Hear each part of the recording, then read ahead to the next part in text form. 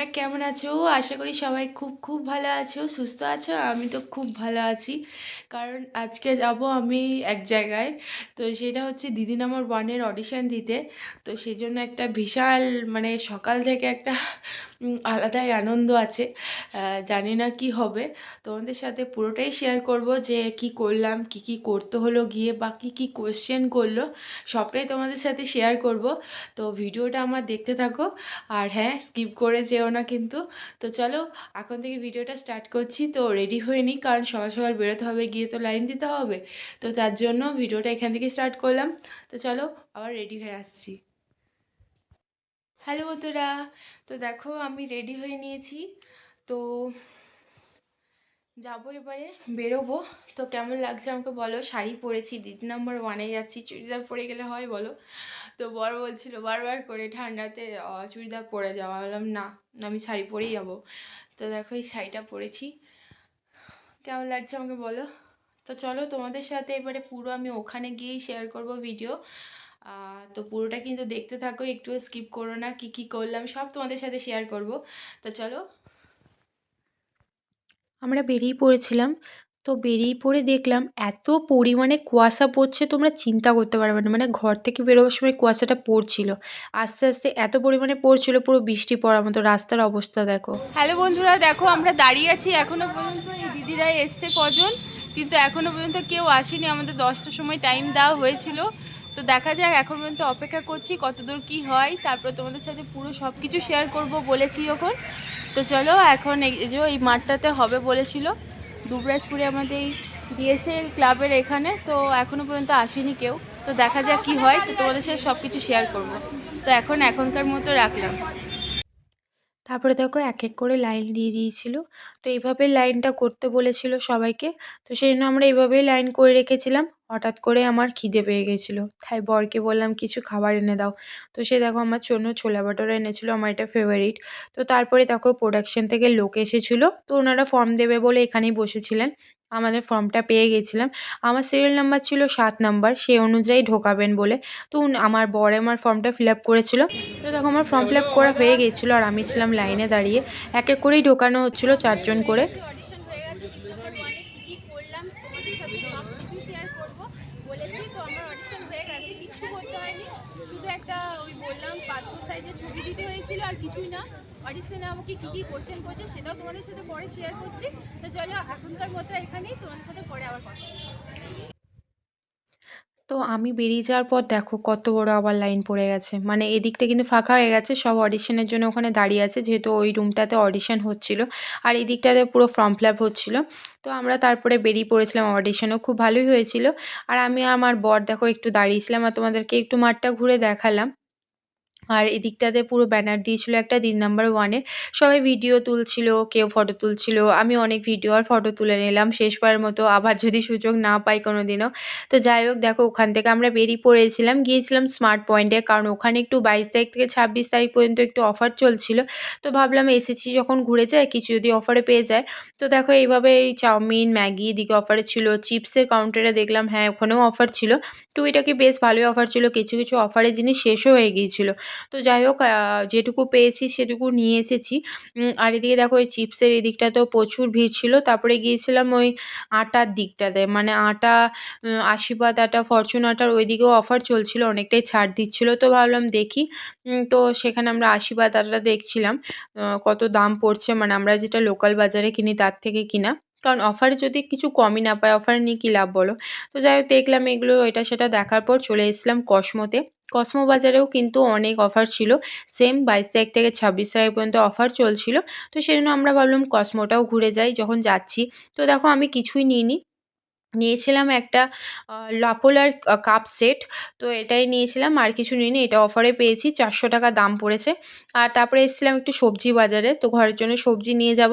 তো দেখো গাজর, শসা আর নিয়েছিলাম মটরশুঁটি। তো এই মানে সবজিটা নিয়ে পরে আমরা বেরিয়ে পড়েছিলাম, আর কোনো কাজ ছিল না। আর এই দিকটাতে দাঁড়াও তোমাদেরকে দেখাচ্ছি, এটা হচ্ছে দুবরাজপুরে একদম পুরো সবজি বাজার, পুরো লাইন দিয়ে এভাবে সবজি বাজার। হ্যালো বন্ধুরা, তো আসতে অনেকটা লেট হয়ে গেছিলো। তো এসে পড়ে শুয়ে পড়েছিলাম, ভীষণ ক্লান্ত লাগছিল। তো উঠে পড়ে আর ভিডিও করা হয়নি। তো তোমাদের সাথে ভিডিওটা তো আমার শেষ করা হয়নি। আর তোমাদেরকে আমি বলেছিলাম যে আমি দিদি নাম্বার ওয়ানে গিয়ে কী করে কী করলাম সব তোমাদের সাথে শেয়ার করব। তো সেটাই আমি ভাবলাম তোমাদেরকে তো বলতে হবে, বলো, তোমরাও অপেক্ষা করে আছো। তো ফার্স্টে আমি দিদি নাম্বার ওয়ানে মানে ওখানে গেলাম যেখানে আমাদের যেতে বলেছিল। তো সেখানে গেলাম। সেখানে গিয়ে আমরা ফার্স্টে লাইনে দাঁড়িয়েছিলাম। তোমাদেরকে আমি আগে ভিডিওতে দেখালাম যে মানে প্রথমে গিয়ে দেখলাম তো 2-3-4 জন এসেছিলো, খুব বেশি জন আসেনি। আমি তো ভাবলাম আমি যাওয়ার আগে হয়তো অনেক লাইন পড়ে যাবে, তো সেরকম কিছুই হয়নি। তো সেদিন তো দেখলে প্রথমেই সকালে যাওয়ার সময় প্রচণ্ড পরিমাণে কুয়াশা ছিল। তো সেই কারণে মানে অনেক আস্তে আস্তে গাড়িও চালাচ্ছিল। তো আমার খুব ভয়ও লাগছিল, মানে সামনেই না কিচ্ছু দেখতে পাওয়া যাচ্ছিল না, বিশ্বাস করবে না তোমরা, হয়তো ক্যামেরাতে অতটা ভালো বোঝা যাচ্ছে না কিন্তু অরিজিনালি সামনে এতটাই ঝাপসা লাগছিল। তো যাই হোক, ওখানে পৌঁছালাম, গিয়ে দেখলাম কজন মাত্র আছে। খানিকক্ষণ পর আস্তে আস্তে তাদের সঙ্গে কথা বলতে বলতে আরও খানিক মানে জন এলো আস্তে আস্তে লাইন। তো আমরা সেইভাবে লাইন দিতে শুরু করলাম। আমাদেরকে কেউ লাইন দিতেও ওখানে বলেনি, মানে ওখানে কোনো পুলিশও ছিল না, কেউ ছিল না। তো যাদের মারফতে মানে যে ফেসবুকে একটা দিয়েছিল তার মারফতে তাকে ফোন করা হচ্ছে, সে বললো 10টা। আবার দেখছি 10টা পেরিয়ে গেল, তাকে আবার কল করা হলো, তারপরে সে বলছে না এখনও প্রোডাকশানে কেউ আসেনি, তো সেই কারণে 10:30 ছাড়া হবে না। তো বললো ঠিক আছে। তো আমরা সেরকম লাইনে দাঁড়িয়ে থাকলাম। আস্তে আস্তে লাইনটা একটু বাড়তে থাকলো।